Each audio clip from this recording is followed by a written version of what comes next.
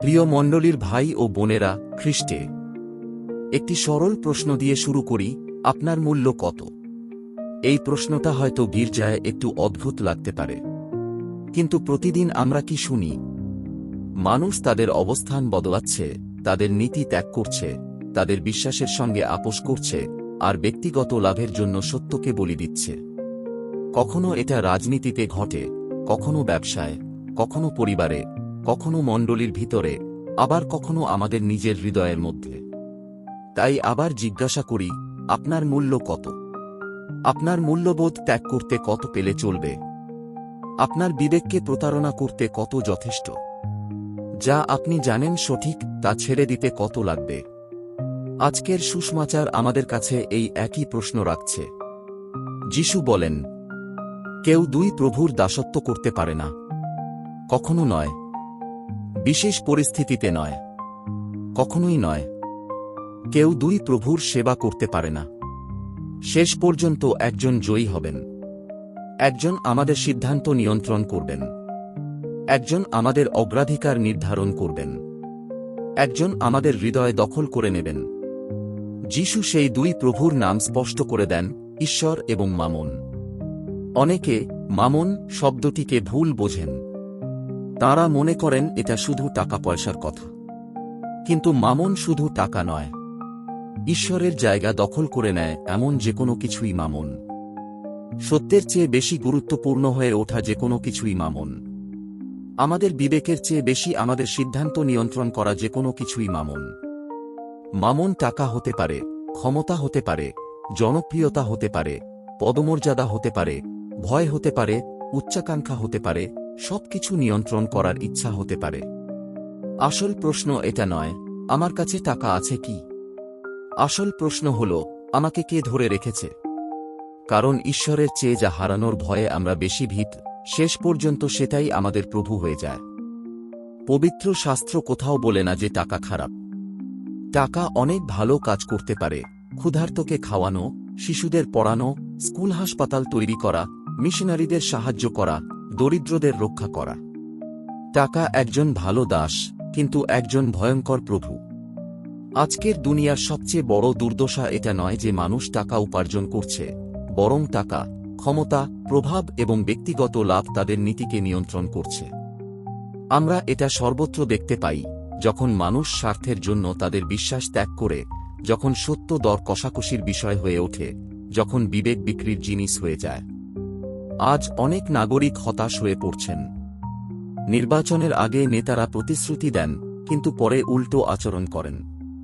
তখন মানুষ প্রশ্ন করে, নীতি কোথায় গেল? প্রতিশ্রুতি কোথায় গেল? সততা কোথায় গেল? এটা কোনো একটি রাজনৈতিক দলের সমস্যা নয়। এটা তার চেয়ে অনেক গভীর সমস্যা। আমাদের মূল্যবোধ কি বিক্রির জন্য আছে? একজন ব্যক্তি প্রার্থনা, বিবেক এবং নতুন উপলব্ধির মাধ্যমে মত পরিবর্তন করতে পারেন। এটা মানুষের বিকাশের অংশ। কিন্তু যখন টাকা, ক্ষমতা, ভয় এবং ব্যক্তিগত লাভ আমাদের সিদ্ধান্তের ভিত্তি হয়ে ওঠে, তখন যিশু জিজ্ঞাসা করেন, তোমার প্রভুকে?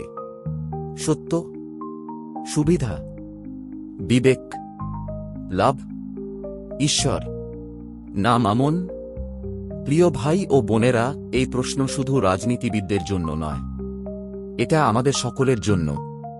একজন ব্যবসায়ী মামনের সেবা করতে পারেন, একজন যাজক মামনের সেবা করতে পারেন, একজন সন্ন্যাসী, শিক্ষক, মা বাবা বা ছাত্র মামনের সেবা করতে পারেন। লাভের জন্য সত্য ত্যাগ করার প্রতিবারই আমরা ভুল প্রভুর সেবা করি। জিহুদাকে স্মরণ করুন, তার মূল্য ছিল 30টা রূপার মুদ্রা। পিলাতকে স্মরণ করুন, তার মূল্য ছিল রাজনৈতিক নিরাপত্তা।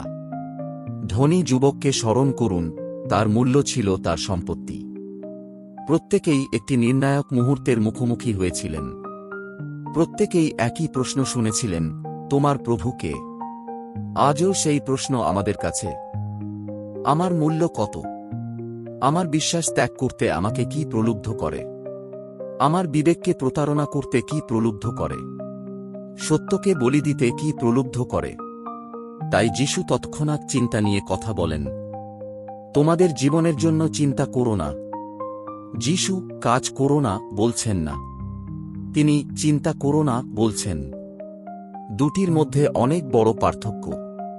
কাজ দায়িত্ব, চিন্তা ভয়, কাজ প্রয়োজন, চিন্তা দাসত্ব। তাই যিশু আকাশের পাখিদের দেখান। তারা পরিশ্রম করে, খাবার খোঁজে, বাসা বানায়, ছানাদের লালন করে, কিন্তু চিন্তায় জীবন যাপন করে না। তারা পিতার উপর নির্ভর করে। তারপর যিশু মাঠের ফুল দেখান। তারা আমাদের শেখায়, যেখানে রোপণ করা হয় সেখানেই ফোটে। সূর্যের দিকে মুখ খোলে। ঈশ্বরের লালন পালনের উপর বিশ্বাস রাখে। যদি ঈশ্বর ফুলগুলোকে এত সুন্দর করে সাজান, তাহলে তাঁর সন্তানদের কত বেশি যত্ন করবেন। সাধুরা এটা বুঝতে পেরেছিলেন। কলকাতার সাধ্বী মাদার টেরেসা শুধু বিশ্বাস নিয়ে দরিদ্রদের মাঝে নেমে এসেছিলেন।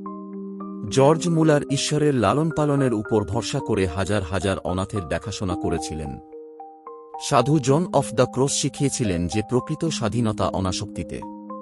তিনি বুঝেছিলেন, সমস্যা এটা নয় যে আমরা কি ধরে রাখি, সমস্যা হল কি আমাদের ধরে রেখেছে। সাধ্বী অ্যাভিলার টেরেসা বলেছিলেন, ঈশ্বর একাই যথেষ্ট। যখন ঈশ্বর জীবনের কেন্দ্রে আসেন, তখন সবকিছু সঠিক জায়গায় চলে আসে। তাই আজকের সুষমাচারের হৃদয়বাণী, প্রথমে ঈশ্বরের রাজ্য ও তাঁর ধার্মিকতা অন্বেষণ করো। প্রথমে সম্পত্তি নয়, ক্ষমতা নয়, সাফল্য নয়, প্রভাব নয়, প্রথমে ঈশ্বর। প্রথমে সত্য, ন্যায় ও বিশ্বাস। বাকি সব পরে পাওয়া যাবে। প্রিয় ভাই ও বোনেরা, আজকের দুনিয়ার সবচেয়ে বড় সংকট জ্ঞানের অভাব নয়, বরং সত্তার অভাব। তথ্যের অভাব নয়, বিশ্বস্ততার অভাব। আজ দুনিয়া খুঁজছে এমন মানুষ যাদের নীতি বিক্রি হয় না, যাদের বিবেক বিক্রি হয় না, যাদের সততা ও বিশ্বাস বিক্রি হয় না। এটা আমাদের থেকেই শুরু হওয়া উচিত। তাই আমরা নিজেদের জিজ্ঞাসা করি, আমি কি হারানোর ভয়ে ভীত? আমার সিদ্ধান্তকে কি নিয়ন্ত্রণ করছে? আমার সবচেয়ে বড় চিন্তা কি? আমার প্রভু কে? পাখিরা বিশ্বাস করে, ফুলেরা সমর্পণ করে, সাধুরা সহ্য করেন। যিশু আমাদের বিশ্বাসের দিকে আহ্বান করছেন। প্রিয় ভাই ও বোনেরা, আপনি আপনার ঠিকানা বদলাতে পারেন, চাকরি বদলাতে পারেন, রাজনৈতিক অবস্থান বদলাতে পারেন, জীবনে অনেক কিছু বদলাতে পারেন। কিন্তু আপনার সততা কখনো বিক্রি করবেন না। আপনার বিবেককে কখনো প্রতারণা করবেন না।